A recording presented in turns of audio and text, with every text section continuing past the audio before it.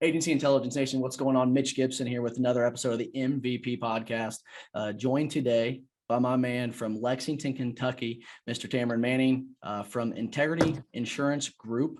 Tamron, man, it's a pleasure to have you on. I've been seeing you all over LinkedIn. I've been seeing you on social media. You've been engaging with a lot of different agents, kind of being a sponge, taking it all in. And I'm like, I got to get this guy on the show. So I appreciate your time and efforts and talking to me from a state and from a town that I truly love because I'm a Kentucky Wildcats fan. So appreciate your time and effort, and glad to have you on the show today, my man. Of course, man. It's a pleasure, man. I'm glad to be on here. I'm excited to talk with you today, man. Absolutely. Well, I hope we can not only change some other young agents' lives out in the world, because you're doing some things that a lot of younger agents, myself, have once wished we wish and dream of having our own agencies. You've done that and tackled that at a young age, and I can't wait to dive in and kind of see what your path has been. But I guess to kind of give us a fresh start with you starting your agency back in October 1st of this year. So he has started his agency October 1, 2021, shortly after the whole COVID pandemic stuff, right in the middle of it, I guess, if you want to still call it that. Yeah. Went from the Allstate side, from the captive side, switched independent in October, and has had his agency since then. And Tamron, so I kind of wanted to ask you, first off, congratulations. Second of all, what's been the most difficult part about going from not only captive to independent, but starting your own independent agency at 27? Man, it's been a whirlwind. I would say the toughest part would probably just be picking a schedule and finding something that works for me and fits what I'm trying to do. I love the marketing side of any business. I think marketing is my favorite part of business. Actually technically went to school for marketing, but trying to mix that in with selling policies and making sure the accounting and everything is right and doing all this stuff, man. It's wearing a lot of different hats and figuring out the best schedule that works for me day to day. That's kind of been the hardest part, but man, it's been really fun. I kind of just ignore all the hard stuff because it's really fun, man. Like you said, you get to own your own agency, you get to build what you want. So I started from scratch. So I'm having the ability to kind of build with who I want that foundation, who I want my target audience to be. I can kind of build that up. So it's been fun, but it's definitely been hard figuring out that schedule. Now you talk about the, wearing all these different hats. And I think we all, as independent insurance agents, producers, agency owners, CSR, there's not many offices where you walk into and that person's job is to just do one thing. But when you go from, producer to agency owner, you just put on 3 or 4 more different hats, especially just starting out, because it's just probably only you, right? Yes. So Yes. so you're doing this all on your own.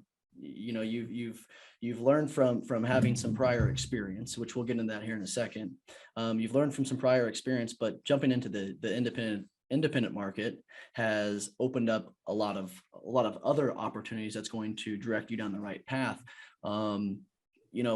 What one thing that I commend you for is just diving in head first. Because I don't know if in the last 3 months, if you could go back and change something, and that's the question I'm getting ready to get at. So kind of keep that in the back of your mind. But I'm sure it didn't start off the way you expected it to start off.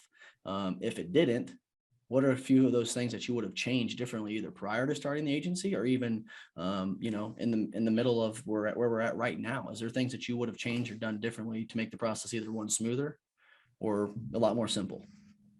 Man, honestly, that is actually a really good question. But I would say, going back to the point you hit before of just diving right in, I think I technically would say I wish I would have planned for some things a little more, but also I'm actually glad I didn't plan for everything, because I think moving with speed and just diving into things and jumping off a cliff, so to speak, has been really good for me, because it's helped me just put all my chips on the table. I feel like if you kind of just plan too much, or you just say, okay, I need to get this right before I do this, I feel like it'll never happen. We talked a little bit before we started about content. And I think if I would have just set up a strategy for my content as soon as I opened to have like Monday, Tuesday, we're going to post a video, that kind of strategy. I think that would have been really big for me, but I do like the aspect of, okay, I'm going to create content. I'm going to do it this day, and we're going to post it and it's going to go out and I'm not going to think about it. I think that's just how I operate. I think I'm real spur of the moment. Let's do it. Don't think too much about it, because if you think too much about it, man, you'll look up at it. It hasn't happened. So that's a great question. So I would answer it just by saying doing something without putting too much thought into it has been a positive for me, but a little piece of me wishes I would have kind of planned for some unforeseen things a little bit longer. You hit a really good point. And I think I've talked about this before, maybe not on the actual MVP podcast, but it could have been on one of the guest hosted shows or something. But I remember talking about just the authentic part about the content marketing, the content, creating it at all. Like before you can actually do any marketing for it, you've got to create the content.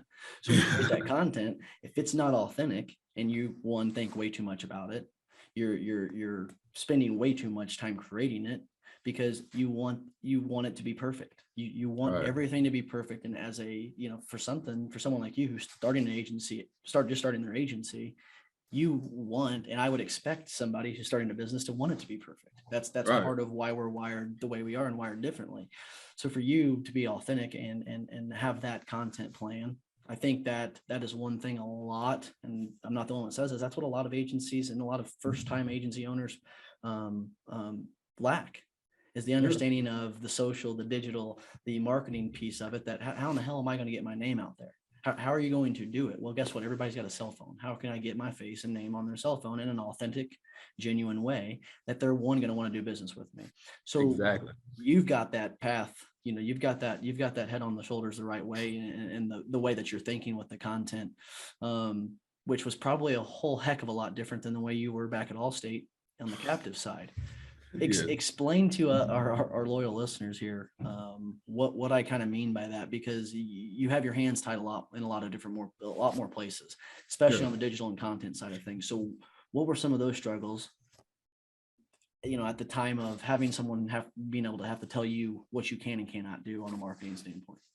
Man, it was tough, man, because I feel like I am a person of just like sheer individuality. Like I want to be as different as possible. I want to stand out. I want to walk into a room and people feel like, oh, Tamron's here. Like that's kind of been my stature my whole life. So being at Allstate, it's real, or just any, I feel like, captive situation, it's real difficult to kind of stand out and be different, because when people think of Allstate, they think of any Allstate that they can just walk outside and see. There's nothing that separates this Allstate from that Allstate, or this State Farm from that State Farm, or just any captive in general. So I feel like when I went independent and gave me the ability to be exactly that, be independent and be myself, and share with people how I want to market and share with the people that I want to market to. I feel like most captive companies have a unique avatar or perfect customer that they're looking for. And if you don't really fit that, then the rate for you is going to either be outrageous or just not what you're looking for. So being able to really market how I want to, like I was talking to you earlier, doing these TikTok videos and stuff like that, it's been really fun, man. I think that's the fun part of marketing. I feel like just being yourself and being able to be authentic, like you said, man, it's really easy. It's really cool to just pick up your phone and like share something with as many people as you can, and it's free, man. That's probably the biggest thing. When you're starting out, you don't have the budget that the bigger companies do. So if you can squeeze in a lane that doesn't cost much and it's still genuine and authentic, it's a no-brainer, man. So when you were at the Allstate, how many were you tired of seeing all these you're in good hands? I feel like everything Allstate, if it doesn't have "you're in good hands" tagline in it, it's not an Allstate commercial.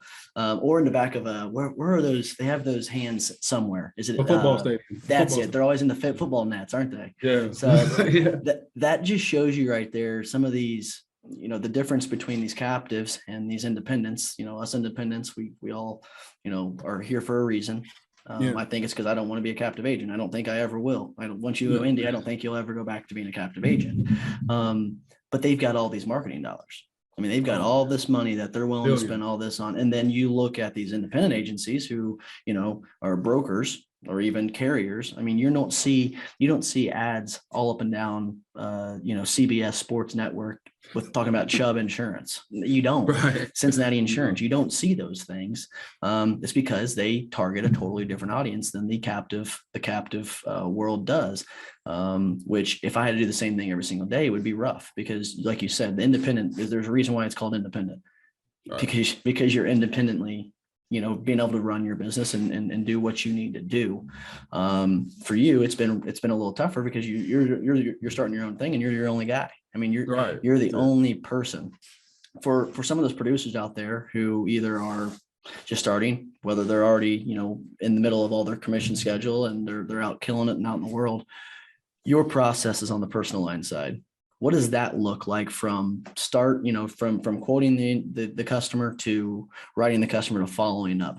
Have you developed a process yet? Or are you kind of in the middle of, what that process is to make sure you're, one, hitting all the points you need to in the customer experience, and then the customer life cycle after that? What systems are you using? Are you struggling with any of that? What does your process look like from this, from quoting to binding the policy? Man, and that is honestly something during the pre-planning stage of my agency. So basically all the months leading up to me opening, that I was really wondering, like, how am I gonna do the process of someone calls in or I reach out to someone cold? What happens next? Like, how can you make that process as different as possible?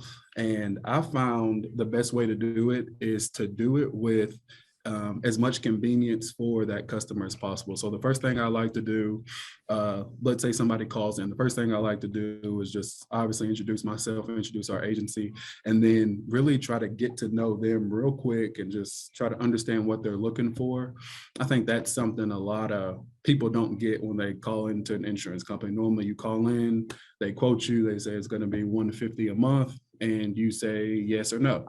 So how can I make that a little different, a little more personable? I always like to ask them a couple questions about themselves that has nothing to do with insurance. And I have this written down now in my agency processes, but I like to ask them a couple questions that have nothing to do with insurance, especially if I can get a feel. I like to know what they do for a living. They have children, anything like that, that I can kind of hit on and talk about a little longer. And then I also like to ask them, man, how do you like to communicate? Are you a texter? Do you work busy hours? Do you prefer email? Some professional people prefer emailing. Do you prefer talking on the phone? Some people don't like to talk on the phone. I do feel like the best way to handle a policy is over the phone at some point. But if people are more keen to texting, especially the demographic that I'm kind of hitting right now, are big texters. So I don't mind texting through something or texting you and reaching out to you that way. So finding out how they like to communicate is something that I've really honed in on, and it's worked wonders for me, man. And then lastly, once we go through everything, the video proposal. I am a big fan of the video proposal. One, because I don't know too many agents that do it. So when a customer receives my proposal, it's not just a blank PDF. They receive my voice, me talking them through the coverages, me letting them know how they can go forward if they like this policy. That has been so huge, man. I've got people that have wrote me back and be like, man, this is the best thing I've ever seen. How did you do this? I want to add this. Some business owners want to add it to their business when they send proposals over to different contracts they may have. So video proposals are a big part of our process here at Integrity. Now, I don't mean to interrupt, but Go ahead. I have got to bring these loyal listeners back in for a second to understand kind of what you're meaning by these video proposals. Yeah. What's the software you use for those video proposals? Do you have a specific one that you pay subscription for? Is there free ones out there? What types of things are you, what does that look like on a, functionality standpoint?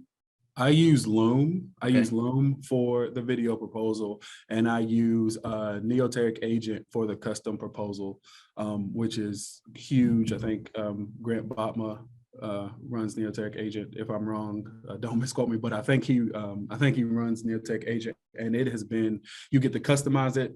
Neoteric Agent, you do have to pay for. Loom, there is a free version of Loom. But I think it comes with like, you can't do certain things that you could possibly do. But yeah, Loom is how you do the video proposal. Neotech Agent is how you can do like the customized proposal where you can put your agency logo. You can insert the coverages, and you can compare their policy to your policy that you're getting them, which has been huge. So, because some people are like, well, let me look at what I have, or I don't know if this would be enough for what I have. So I'll go ahead and put their policy that they gave me and the policy that I put for them, so they can see, look, we doubled your coverage here. And I will tell them that on the Loom video and kind of put my cursor over it or highlight it. So that just really breaks it down for them, and it really helps them understand, and they can listen to it again. So if you talk to somebody over the phone and you go over the coverages with them, by the time they go share that with their spouse, if you get that objection, hey, let me talk to my wife or my husband, once they go share it with them, they've kind of lost what you said, because nobody really speaks insurance but insurance agents. So giving them that video proposal, man, they can go back and replay it for their spouse or replay it for their brother or sister or mother, and they can hear me explain the coverages the same way that I explained it to them. And then it just helps everybody, man. It makes a lot more sense for them. What I like what you've done when you said that you added their policy into it. When you put their policy side by side with yours, what you've done there, and like you said, it's going to give them, you're giving them few and less reasons for objection or for taking them down a sales path that's keeping you waiting. We as insurance agents, I think, are very, very, very impatient at some point in time, because when you have someone that's waiting to decide, I mean, I know I'm not the same way as I used to be. I used to have that policy stacked up with 13 or 14 other ones, that I've quoted, still waiting on answers for. I hate seeing that pile, because it feels, one, like you haven't accomplished it. Or two, why are they waiting? Well, I've either one or two things, didn't give them enough information to where they can go back and sit down and visually and, audioly, I don't know if that's even a word. We'll make it one today. We'll make it one today. But when they sit down and they can see what they want, they can touch what they, have on their policy, they can hear what you're talking about, discussing it side by side. They shouldn't have to come back and ask you too many questions. Hopefully that next question they ask is, okay, what is billing plan? What is, how do I get billing set up? Exactly. But there's another way to forget about the to make that objection not come about the billing. Let's say, hey, in the last part of the video, hey, if you want to get this policy going, here's how you can, here's how we get, we can get this policy issued. If you go back to that email I sent with this video, there's a link on the, email that you can set up your billing payment plan if you have the capabilities of doing that. If not, have that link drive them to the billing plan offered from that carrier. That's been another great way. But finding ways to get them to not ask 766 questions, because if they're coming back asking 15 questions, what does that show me there, Mr. Tamron? You didn't sell them shit. You gave them something. You're right. Yeah. You gave them something, but you're trying to limit that. But yeah, to that point, man, all we're describing right now, and if your loyal listeners notice, all we're describing is a customer experience, that is streamlined for the customer's satisfaction, man. So to go back to your latter point of like, how do you handle the sales process? And I told you, I want to be a little different than insurance agencies that they've dealt with in the past. Streamlining that sales process, I think that's a lot of reason Progressive and the direct writers are winning a lot of things, is because of the convenience of just like going online, typing in my information, I got a quote, and I'm out of here. If I can create that same kind of concept, but also give you the real agent I can go see Tamron feel, I think those two combined is where like the independent agencies can really win, because you have the ability to do the streamline, I can just fill out this form and we can get the quote and get it back to you. You have that ability, but you also have the ability to have a office that people can come into and people can sit down if they want to do that, or if they want to go over a life policy, they can sit down with you and go over it and understand it. So that's what I'm trying to marry right now. I'm trying to marry the independent agency space with the direct writer space, because I feel like as much as we not necessarily dislike direct writers, but have a little bit of an issue with how they do it, I feel like they do part of it right, because it's the old Amazon convenience wins, mindset. And it definitely wins with today's age. But if you can marry that with just a little bit of human feel and a little bit of like, okay, you do have an agent here when you need me. But if you don't need me, there's no reason to like have to sit down or set a meeting with you. That's what I feel like captives are kind of stuck with. Like, it's like, okay, you come into the office or you pay with your cash or whatever. That little thing is real hard with captives, but independents, man, we have a real opportunity to marry the direct writer with the independent and really take off. And I think that's what I'm trying to build. Yeah, the streamlining and the technology side of the things are just absolutely blowing up. I mean, to think here in probably 5 years, there's gonna be a lot of agencies that don't even touch policies that are written. Is scary. The second thing that's even more scary is I still truly believe there is a big percentage of people out there like doing business to business with in person to person. And I don't know about you, just might just be because with the agency and our book of business that we have, we had a purchase of a book of business probably 8 years ago, and that purchase of a book consisted of probably 75% people over the age of 40 years old. So you can see in those 8 years, those people have gotten older, obviously, but every single one of them is a 20-minute conversation. I can look at that one or two ways. First being, I could spend this 20 minutes. I was on the phone with this, Susie Smith. I could spend this 20 minutes quoting 3 other things or calling, a commercial client or commercial prospect. But Susie Smith's not going to forget those conversations. That's why Susie Smith wants to call back every year, because Susie might not have a companion or a loved one that she lives with, because she, or whatever it might be the circumstance. Sometimes the only conversations these people have, good conversations, make it be with you as an insurance agent. Yeah. Make them, hear them out. I mean, I've gotten frustrated before. It's like, man, I can't believe I just sat on the phone and listened to her talk about her garden for 25 minutes. And it was the same thing over and over again. But the sweet old lady, that probably made her week. That for sure made her day. That probably made her week, because I, was able to sit there and have a conversation with her that she may not get every single day. So I think you've got, you for sure have your head, I think, in the same mindset as mine, where I'm on that hybrid bridge still. I think that hybrid bridge is going to still win in this market. But the more you can target, and with the use of digital marketing, advertising, and be able to offer that, streamlining process, automated process, to where that's the person who does want to buy from Amazon.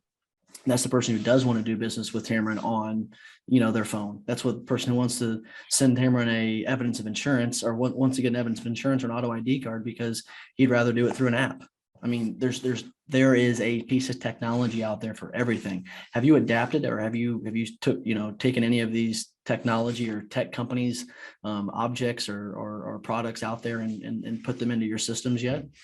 I have not. I am going to, well, let me rewind real quick, because you hit a really good point of, we'll call her Susie Smith, of the Susie Smiths. And that just goes right back to my point of just marrying the two different type of agencies. Like, you don't have to be all the way digital. You can still service those people that do like to talk on the phone for 25 minutes, because you freed up your other time with the people that you're doing digitally. So I feel like that ability to just do both, I think you have to be able to do both, because that's Susie Smith's talking to you for 25 minutes. That's her client experience. So my client experience is different than Susie Smith's, but if you have the agency that can help the Susie Smiths and help the Mitch Gibsons of the world, then I think you've hit something that's really, really good. But yeah, to flash forward to your question about the new technologies. Yeah, I really love, my favorite piece of technology in the insurance space that I haven't used yet, but I'm going to, is Glovebox. I think that's one of the coolest things that they've done, that the Matheson brothers have done. It is really, I met them at IAOA, and I saw everything up close and personal, and I know some people that use the system and the product. But man, to have your own app customized for your, not only for your agency, but for your client, just to tell your clients, hey, download our app. Don't download Safeco Insurance. Don't download this app. Download Integrity Insurance Group's app, and you can access everything from there. I just think that, man, there's nothing cooler than like having your own app. In like today's world, having an app is huge, and they give you that ability as an independent insurance agency. So shameless plug to them, but I really love what they're doing, and I can't wait to implement them as I grow a little more. Yeah, those probably are the three of my favorite human beings in this world. They're phenomenal people. Amazing. The product that they've built is absolutely, sensational. I mean, it's not even halfway complete. When they can get it fully. Oh my God, when they get it fully complete, man, it'll be. Yeah. I told Andy, I said, it's like, Andy, when are you going to turn into an insurance carrier? That's what's going to be next. I mean, heck, you're this way from being able to be a direct freaking writer. They hit it out of the park. But they've done a great job because they were one-time independent insurance agents.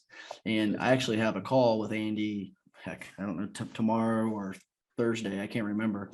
But I'm trying to build out a landing page or a site for all my personal lines, commercial or personal lines referral partners, real estate agents, mortgage lenders, whoever it might be, other captive agencies, like State Farm, all states, whatever, to where if they refer business to me, they're going to get a point. If you refer a piece of business to me and I write it, you get certain, this many points. So I'm kind of making it a competition, but each referral partner is going to be able to see where they are in the standings of referring business. The winner is going, I'm trying to figure out what that price is going to be, but Andy's helping me kind of get some ideas and build out this site or build out this page to where I'm spending way too much time doing something, but what I'm doing, I'm giving somebody a reward. Like, hey, I appreciate your hustle and your opportunities of giving me business and giving me opportunities to write it. I owe you something in reward back, but I also want some competition here. I want more than just 3 referral partners. I don't think there's anybody else out there, especially in my town, that's doing something like this. So how can I be unique and offer something in return, like a week-long trip down to Florida for whoever refers the most business to me? Say it's a $2,000 trip. Well, as long as I get 20 policies at a 10% commission, guess what? It pays for the trip. That's your trip, yeah. So, which I hope I can. By the way, man, you should. That's really cool because it's kind of just like what the carriers do to agents. It's like it's exactly what they're doing. It's exactly what they're doing. So I'm that's really genius, man. So Andy didn't. I can't take all the credit for. Andy did something similar to. They did something similar to this, but maybe not to the extent. But I actually saw the idea from a real estate agent doing that for his previous customers that he sold a house for, helped buy a house for. That's smart because now he's getting all these people, to refer him business, and they're on a point scale. And I whatever those rewards are, I'm not 100% sure, but that keeps his customers intuitive to what he's doing. When Joe Smo puts on Facebook that, hey, your local real estate agents or mortgage lenders, I'm looking at a house. Well, when one of his previous clients sends them that, well, that's a point. He sells the house, he might get 10 points, whatever it might be, because of that referral partner. Our best partners are the ones that are currently our clients. So how can we get them on board to refer me business? And we all don't do a good enough job of asking current customers and referral partners for those referrals like we should. So I think that's a big disconnect. Is if you're a young producer, you're not asking for referrals. Why did you even write those people in the first place other than just to get the business and say you did it? Use them as a stepping stool. People need to get that, man, because it's huge. It's like we spend, once I got into this business, I know I heard so much, referral business is the best business. But people taught it, I feel like people taught it backwards. It's like, go out and meet with a mortgage lender or meet with a real estate agent. And I'm like, you haven't done anything for them. Like they didn't go through your process, or they didn't see the savings that you gave them. The best referral partner is that last piece of business that you just wrote. If you did everything the right way, if you handled it the right way, you do that, you kind of earn that right to say, man, do you know anybody, or do you know anybody that we can help, your neighbor or anything like that, and then incentivize them. I feel like those have been, and for me as a one-man shop, to build my agency quickly, I feel like just making it a habit to ask each person that I write, hey, do you know anybody that we can help, just like we did you, is imperative. And once I hire somebody, I'm going to build that same kind of line of questioning in them as well, because it can build you look up and you have like 10 people to quote because people are just sending you their mom, their dad, their sister, and they're just sending you so much. So that was a big point you hit. So I just wanted to make sure Yeah, and it does work. It does work. Yeah. And I think a lot of people, it's just that you're scared to ask because you're scared thinking that you're being greedy to the customer. I think it just depends on the customer first off too, of how to what extent you ask them, if it's just part of an email, hey, we have this refer family and friends thing. If every person you refer to us, you get a $10 gas card or whatever, some type of gift card. We have this little referral program. Or do you want to ask them, via text message or over the phone call, or send them a more personal email, or send them a video email asking them for referrals, and how they can send those referral partners to you is another good lead. But I had actually my biggest commercial lines customer, they build, erect and service cell towers. So I actually have a broker out of Georgia that I write the insurance for, because there's only one insurance carrier that will make them compliant with these big general contractors who own these towers. So I asked him, I'm like, why am I not going back to this niche again? Why am I not staying with, knowing that I'm one of the only individuals who has this contract with this carrier down in Georgia. So I reached out to him, sent him a text message. I've had him insured for 3 years, and I just now last week, and I'm not even kidding right now. And I'll tell you exactly, it was the exact date is November 30th. I've had this dude insured for 3 years, about $100,000 account, 3 years. And I just now asked him, sent him a text message for if he had any contacts or if he knew where I could, find a list of telecommunications companies or contractors that are doing what he's doing in the state of Indiana.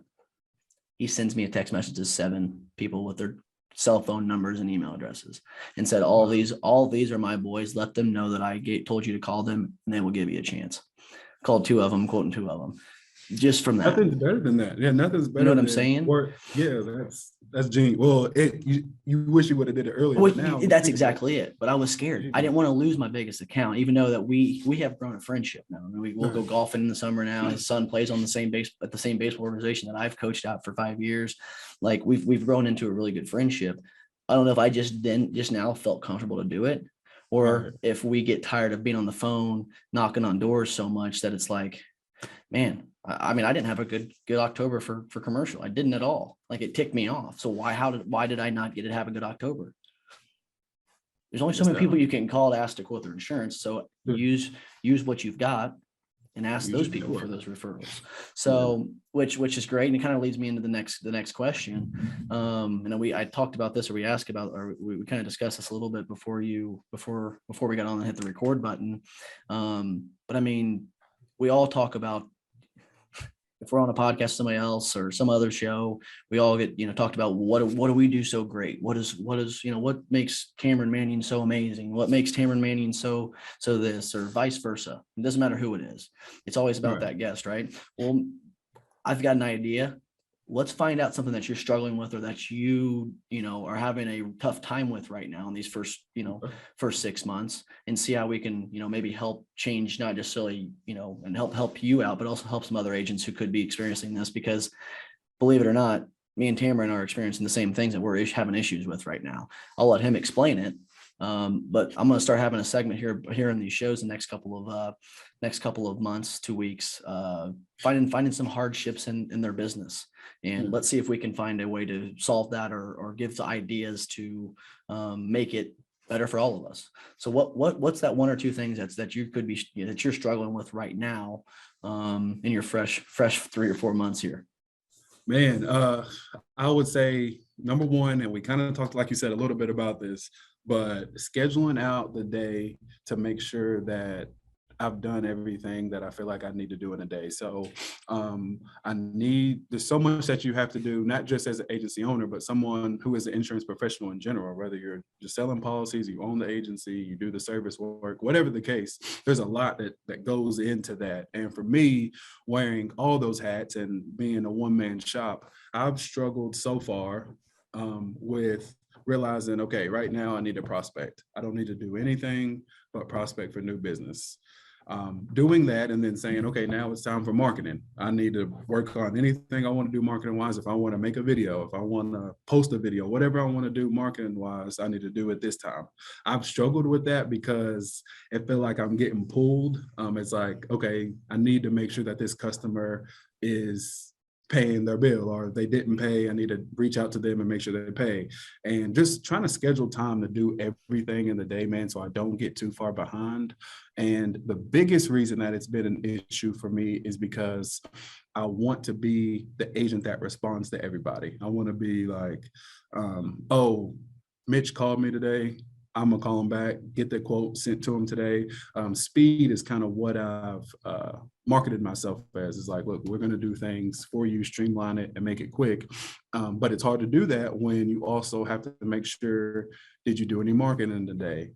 Did you do any hard prospecting today? Did you really sit down time to call at least 30 people today? And that's what I struggle with when I go home at night. It's like, man, I didn't call enough people today. So scheduling, time blocking, whatever you want to call it, that has been my biggest struggle, and just trying to figure out my way and really be I hate to say a slave for my schedule, but that's really what I'm trying to be. I want to say, look, I'm doing this right now. I can't really get to your service request right now, but I do have some time to do it later. And when I get there, I'll send you a confirmation email and get that to you. So just scheduling your day, man, and just figuring out what works best for me, what time I need to do what, has been really tough. And I did not expect this to be this tough, because I didn't realize how hard it was to like come up with fresh marketing ideas and come up with what to post when you put out whatever you put out. So like the write-up about it or the blog, whatever you want to do,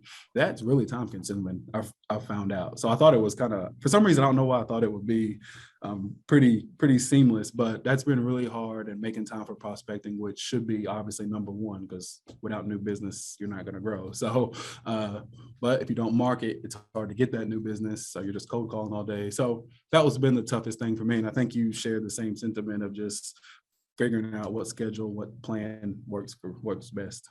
Yeah, and I think it's not necessarily, we all, I think, maybe compare and contrast, or maybe we sit down and we think, I wonder what his time block schedule looks like. I wonder what this agent's time block schedule looks like. Does he even have a time block schedule? Is he just so daggone intuitive in his mind and whatnot that it just comes natural? Well, someone who's got ADHD out the wazoo, it's a constant uphill battle. It really is. But the thing that has helped me is, killing the morning routine. Being a master of the morning routine and being consistent with it. Because if I master my morning routine now, and I've only been doing this for about a month, and it's helped out a lot. Not just work-wise, but personally. But being consistent with your routine in the morning, my last thing that I do is prioritize 1 through 5. I won't have more than 5 things that I have got to get done in a day. But number 1 has to get done before I leave my house every morning. I want to get that number 1 most important task done out of my day. And that number 1 task is the same thing every single day. What is my daily routine? What do I have to do today, and what's my top priority? So when I get to the office, I have another top priority, right? That's work. I got if my priority of scheduling out my day in the morning does not happen, go ahead and just count the day out. Yeah, totally. So I think just mastering that morning routine and doing some things, whether it's listening to a podcast while you drink a cup of coffee, or while you listen to a podcast while you're showering, brushing your teeth, shaving, doing whatever it might be, find a consistent routine, because that consistent routine will roll into a consistent routine at the office and in your work. So for you, trying to figure out what those time schedules are, just as well as I do. I'm still trying to figure it out. I'm playing with it. I told you I put Monday and Wednesdays from 9/11, then I'm going to, be out cold calling, knocking on doors, whatever. Well, guess what? We open at 8:30. I'm usually, when I drop the kids off, I'm usually at the office before 8 o'clock. Well, when I get to the office before 8 o'clock or at 8 o'clock, I've now got an hour to do something. Well, by the time I hunker down, get comfortable, get in my routine, I'm get going, guess what time it is? 9 o'clock, time to cold call, time to get out of the office, knock on doors. Well, I could be, 3 things deep right now. And that's not what I had intended or planned for the day. That's not at all. So being able to be consistent and being your own self-coach with that consistency, and prioritizing what has to be done. Right. This has to get done. If it doesn't get done, tomorrow is going to suck. Or I just disappointed someone. I failed. I didn't come through with what I needed to come through on. I mean, you're not perfect, especially a one-man shop like you is not perfect right now. You're probably just as impatient as anybody, wanting to get somebody in there to help out with some of the chaos. Yes. But that's part of the process. Like I commend you for doing that. And there's a lot of people out there, like I said at the beginning of the show, that want to do what you're doing. What was it? What was the mental mindset? What made you say, I gotta go, I gotta get this thing rolling? How long have you wanted to own an independent agency? What was your dreams prior to insurance? Man, that's a great question, because I have no back history of any insurance. Like, I wouldn't even know. I guess quickly, I'm 27, so obviously 26, 25, I was still on my parents' insurance. So I didn't even know nothing about insurance, as long as I know my mom had it. So that means I had it. So I didn't know too much about insurance anyway. I'm a basketball player by trade. I went to Marshall University in West Virginia, played there. I wanted to play professional overseas. I finally got the opportunity to play professional overseas. I went to Ireland. I lived in Dublin, Ireland for a year. And then I came home and I had a daughter. So obviously my whole mindset has shifted now that I have a daughter. So now I got to get into the workforce, stay home, so I'm not traveling all the time. So stay home and work and make a good life for my daughter and myself. So I ended up going into the recruiting space. I worked for a recruiting company here in Georgetown, Kentucky. Wasn't really what I wanted to do. A buddy of mine owned an Allstate agency. So I jumped in with him. He said, man, you got the personality for this. I jumped in with him and I really hit the ground running. Liked what I was doing. I liked helping people. Insurance, I wouldn't say it's the coolest thing, but what it is, it provides a schedule of flexibility for you, and it gives you a little bit more freedom than I would say like a normal kind of job would. So I really love that. And then you're helping people day in and day out. You're getting to talk on the phone and meet people. So I was like, man, I can do this and do it how I want to do it. Let me check out this independent space. And man, since then it's been uphill from there with my mindset anyway. Now, obviously there's some pitfalls with starting a company from zero. I don't think people realize starting a company from zero is not easy. And something I always like to do, which I feel like most people are like this, but I like to not necessarily compare myself, but I like to look at other people when they started from zero. And I love that. I don't know if you've seen that picture of Jeff Bezos at his garage with like the Amazon picture behind him. I haven't seen it. It's like almost like he wrote Amazon on a piece of paper and put it behind him, and he's like working in his garage. Obviously, the startup of Amazon. He has like a full head of hair, so it's like really an old picture. As you sit back there with your logo, I love it. Yeah, but that was such a great class. It means so much, man, when you like see like you have to start. Yeah. And I think that was my biggest thing, is like this leaving but Allstate is going to be hard, because you're getting a normal type of pay. Obviously, you're getting the 2 paychecks a month. Obviously, you got a right business, but you're still pretty comfortable.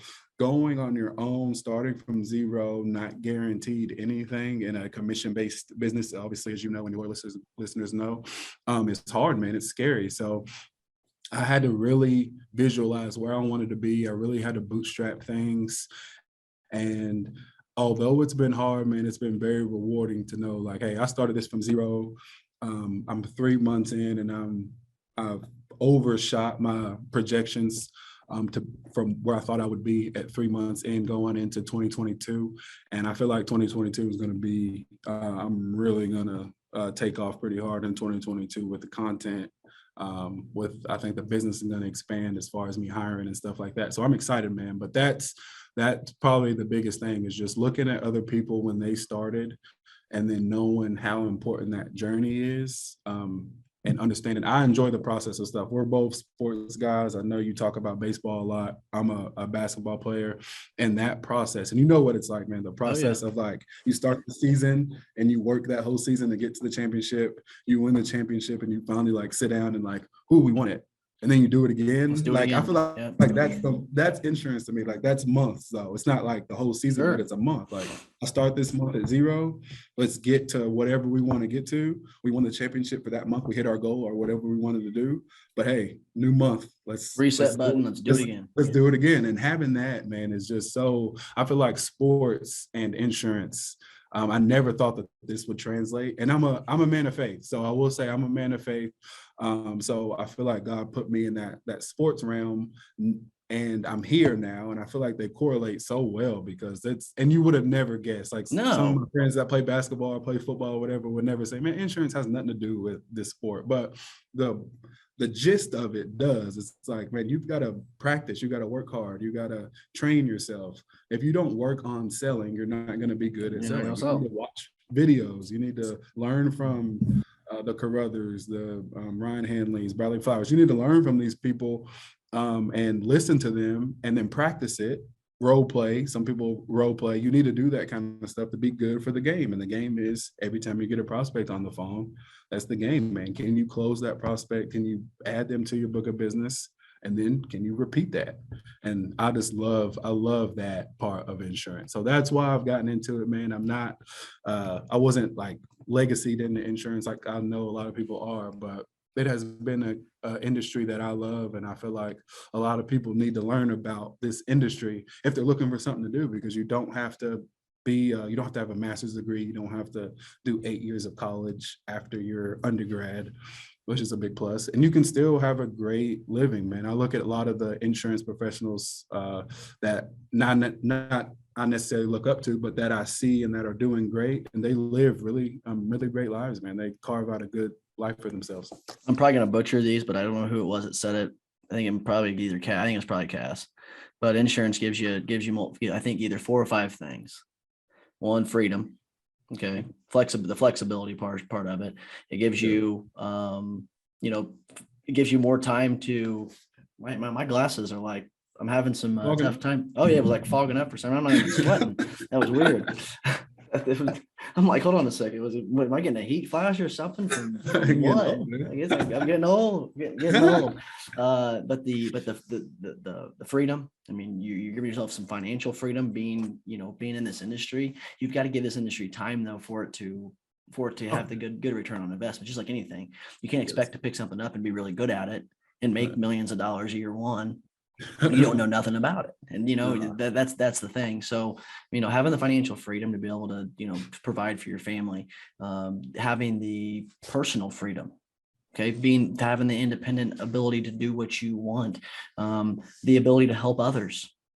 I mean, those 3 things right there is huge of why this industry is made for a lot of people, but they get that stereotypical, Jake from State Farm being stuck at a desk, calling on the phone. Now Jake from State Farm's over hanging out with Chris Paul and Patrick Mahomes now. They made him cool. They made him. Yeah, he's fresh now. They got him back out. But the typical, insurance salesman sitting behind the desk just is not a good look for the industry. And I think that's what steers a lot of people away from giving them a chance or even giving the industry a chance. I know I didn't make it to probably those 4 because I forgot ADHD, but the financial freedom piece, the being able to help others, the being, having the freedom to do what you want and run your agency the way that it should be ran.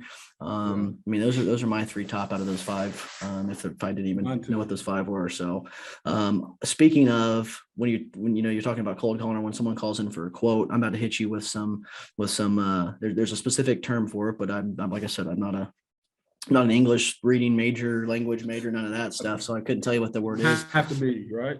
It's exactly, they don't have to be in this industry. But I remember earlier in the episode, you had brought up talking about when you're on the phone, you try to think of some questions or topics and have conversations with them to find out more about them personally and have that relationship and that connection.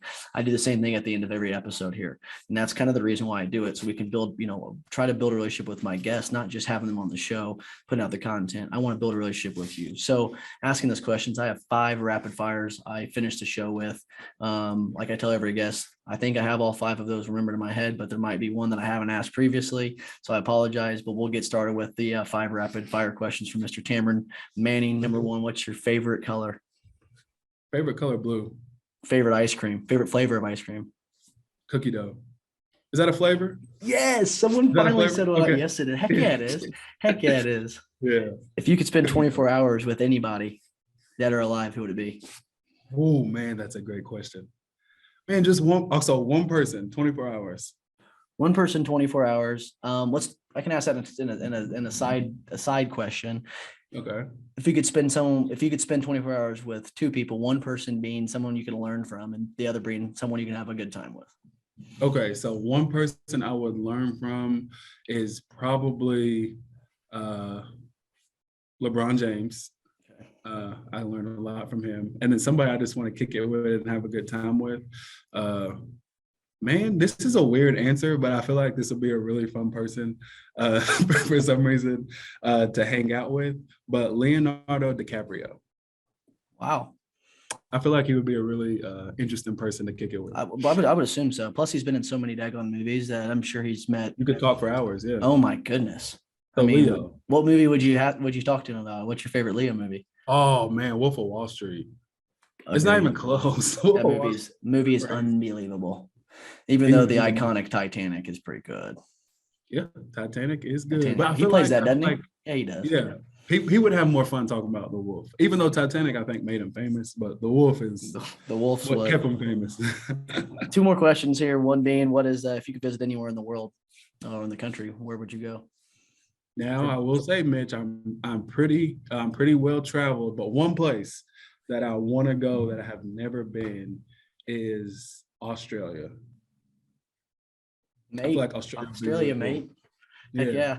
I want to go to Ireland. I haven't been to Australia. I haven't been out to Ireland. I want to go to Ireland. Get to Ireland. That's where McGregor's from, isn't he? Yeah. They have proper 8 ads all over the place in Dublin. Yeah. Oh, they love McGregor, man. They love McGregor. That's awesome. This last question is pretty, I guess it's kind of more of a serious question and might be able to impact somebody out there. It's the reason why I love to ask it, because I'm all about making a difference and helping other people. That's what this world's about, how we can help one another and love one another and help one another. If you had one piece of advice for anybody out in the world, whether that's either getting started with a new career, changes in their life, whether that's in business, whether that's personal life, if you had any piece of advice or something that you have learned over your 27 years of life, what would that be? Do it. I would say do it.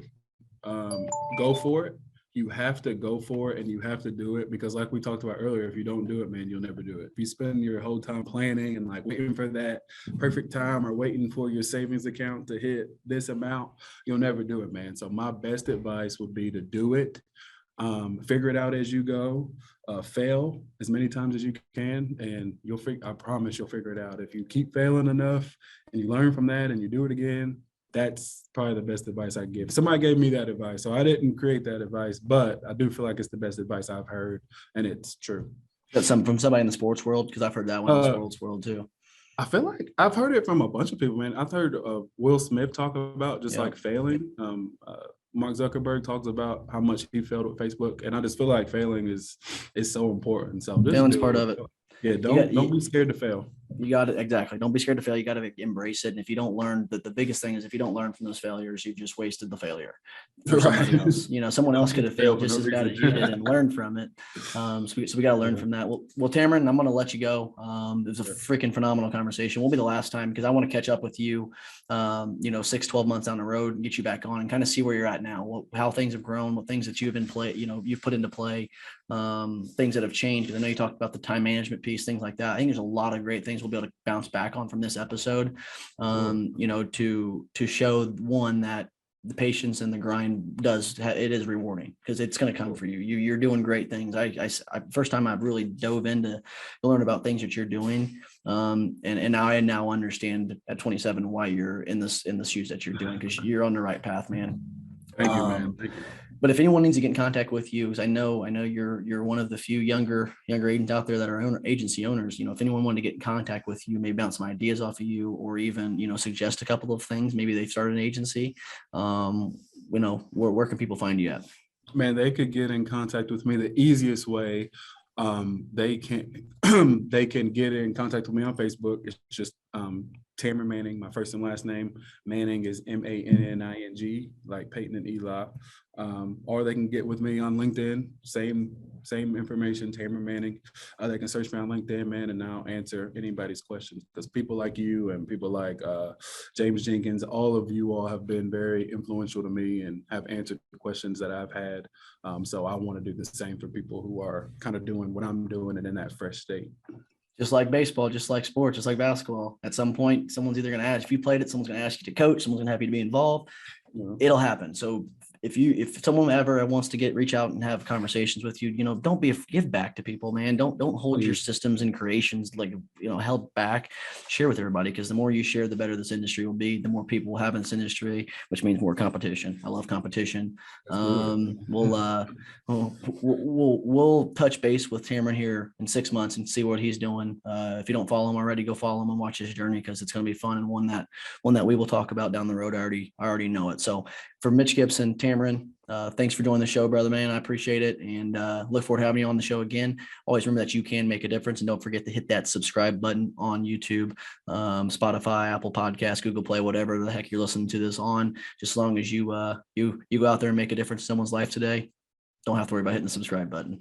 Hope you all have a great day. Thanks again, and we'll see you next time on the MVP podcast.